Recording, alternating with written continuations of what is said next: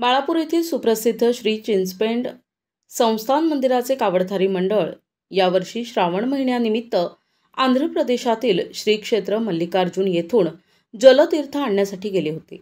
आता 14 दिवसांनी या मंडळाचे महाराष्ट्रात आगमन झाले। बाळापूर शहरातील सुप्रसिद्ध श्री चिंचपेंड संस्थानचे कावडधारी मंडळ दरवर्षीप्रमाणे यावर्षीही श्रावण मासानिमित्त आंध्र प्रदेशमधील श्री क्षेत्र मल्लिकार्जुन ते बाळापूर अशी 30 दिवसांची पदयात्रा करत आहेत। ही पदयात्रा 18 जुलैला श्री क्षेत्र मल्लिकार्जुन येथून सुरू झाली असून आंध्र प्रदेश आणि तेलंगणा राज्यामधून प्रवास करत 31 जुलैला महाराष्ट्रात पोहोचली आहे। ही पदयात्रा नांदेड, वसमत, औंढा नागनाथ, हिंगोली, कन्हेरगाव फाटा, वाशी, मालेगाव, मेडशी, पातूर, वाडेगाव आणि बाळापूर या मार्गाने येणार आहे।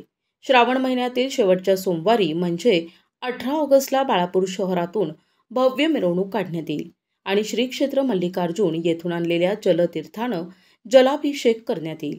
या पदयात्रेत श्री चिंचपेंड संस्थानचे अध्यक्ष बबलू जडिये, गजानन वानखडे, सुरेश जाफराबार्दी, गजानन जडिये, नंदराम इंगळे, पिंटू मुंडलिक, अमोल जामोदे, विलास हिवराळे, मनोज इंगळे, आकाश हिवराळे, बंटी रौंदळे, रोहित जामोदे, अक्षय कांबेकर आणि धनंजय ठाकरे हे शिवभक्त सहभागी झालेत।